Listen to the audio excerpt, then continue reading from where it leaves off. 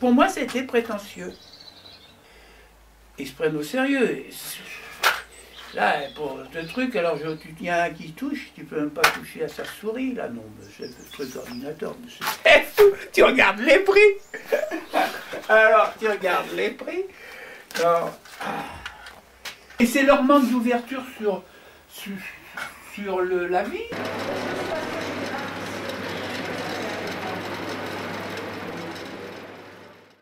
Je vais vous le représenter. Ça se voit, ça se voit.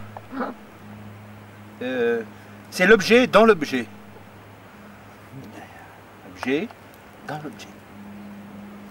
Alors, enfin, c'est pas bien nettoyé, il faut le nettoyer. Mon travail consiste à dégager. C'est-à-dire, je dégage.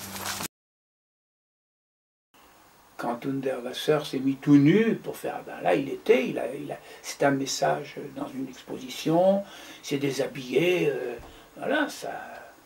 Il n'en a pas pris tout de suite des photos pour les vendre.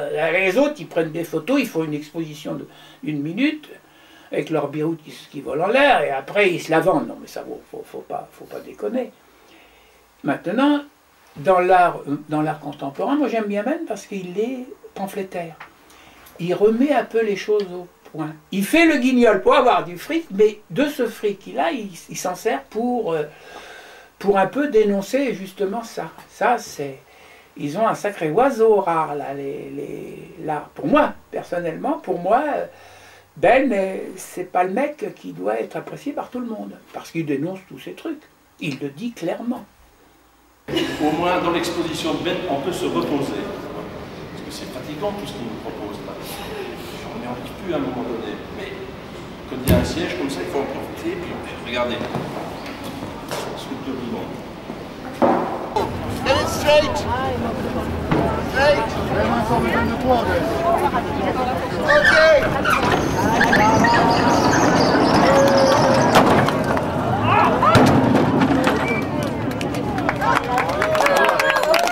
Bravo!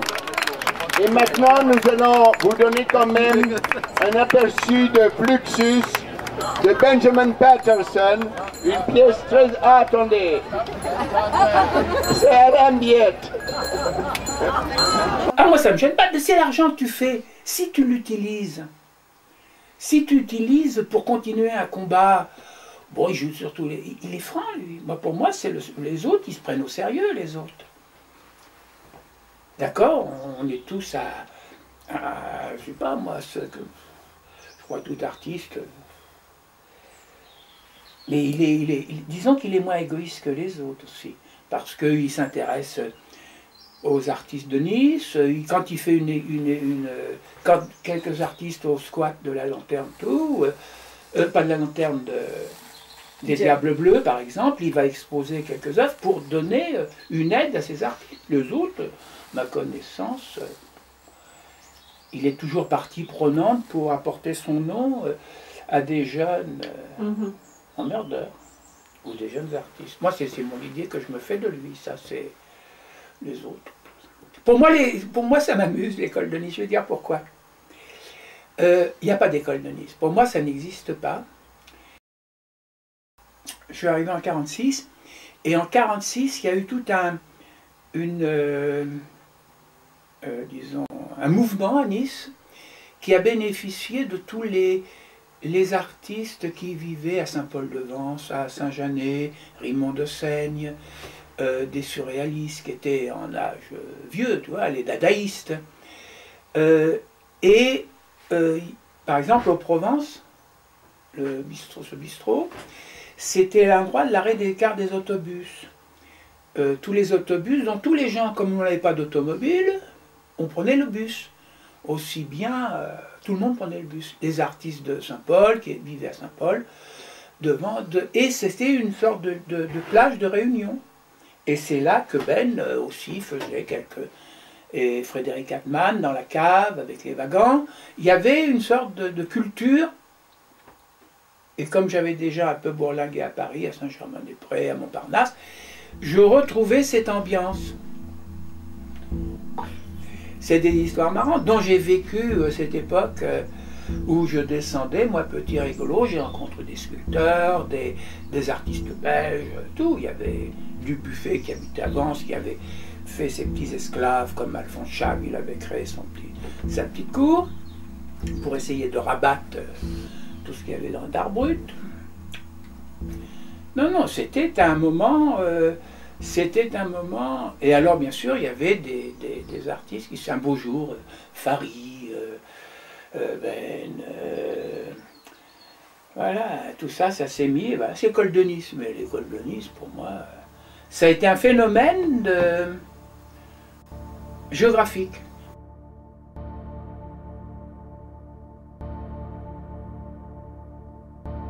Ah ben, tu verras, je te fais voir les tableaux, c'est autre chose que...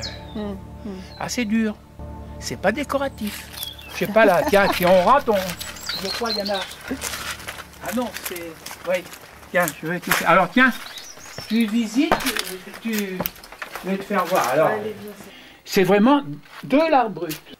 Moi, je reconnais son art, je reconnais qu'il a intérêt pour écrire des trucs comme ça. Moi, je ne les aurais pas écrits. Il écrit sur lui formidablement bien.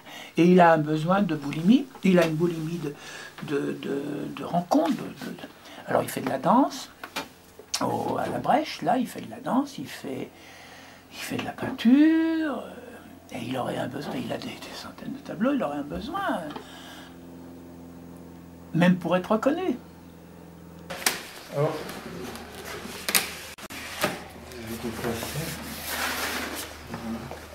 ah voilà.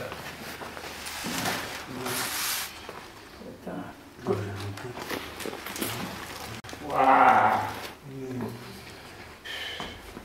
J'ai déjà 2 clients pour lui, ça c'est moi. Et tout Carcassonne doit être averti quand il va venir. Mais pour ça, il faut qu'on y aille. Je t'embarquerai une semaine, tu verras la tête de ta mère, tiens. Ouais. Je sais pas s'il viendra beaucoup de monde, mais si on en vend 2 déjà. Ça fera les frais de l'essence. Je peux dire qu'il y a beaucoup de choses que j'aime, mais je ne peux pas dire qu'il y ait vraiment un inspirateur précis. D'accord. Voilà, c'est ça.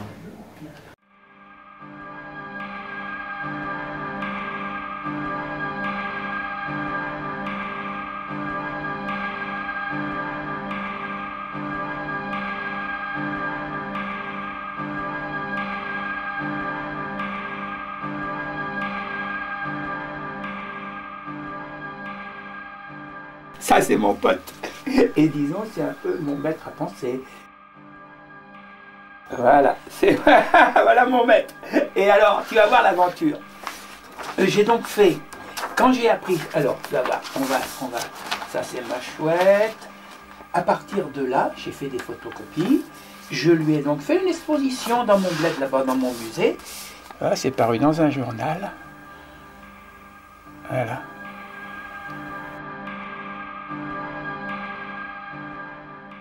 Il y a des gens qui font, à l'heure actuelle, il y a des gens qui font du faux art brut, parce qu'il y a des faussaires. Non, mais dans un système de copie, sachant... ils font exprès de faire mal. Parce que tu veux, avec Bordighera, là c'est pareil, Marcello Cambi, c'est autre chose que tous ces petits rigolos. Moi, ça fait combien de temps que je me bats pour passer sur Internet, à Cada, que je joue les guignols, que je fais des expositions complètement bidons et encore en Italie, je suis bien vu maintenant. Hein. Opérateur culturel, on m'embrasse parce que ah oui, alors j'aime bien le mot opérateur culturel. Oui, oui, ça va. Et alors quand je vais la voir, elle m'engueule parce qu'elle trouvait que les Français, elle aime bien les Français parce qu'on s'occupe d'elle. Il m'a fallu en faire des trucs et des démarches pour pouvoir que des copains aillent le filmer. Parce que ça fait 20 ans que, quand je l'ai découvert, il était très peu connu. Il n'est pas beaucoup plus connu maintenant.